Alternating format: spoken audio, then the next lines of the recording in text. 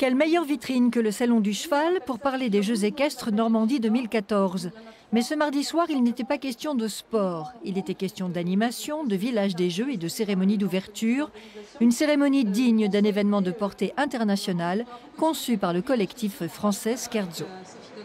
C'est plus d'une heure de spectacle, donc c'est vraiment quelque chose qu'il faut mener jusqu'au bout, tenir les hommes et les animaux. Donc c'est quelque chose, oui, c'est un challenge, vraiment un grand challenge, oui.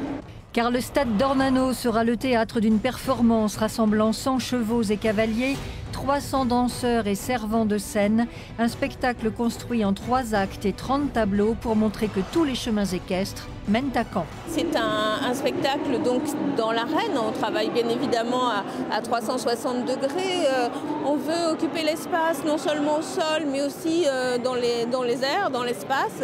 Donc on va avoir énormément d'acteurs pour être sur scène et servir le spectacle.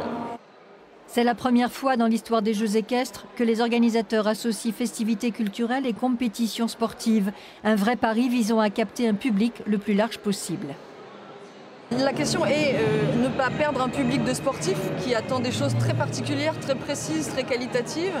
Et le défi de vouloir développer ce public et faire comprendre à un tout public auquel j'appartiens que ça le concerne, qu'il n'est pas à côté de quelque chose qui ne le concerne pas. Tout le monde a quelque chose à voir avec le cheval.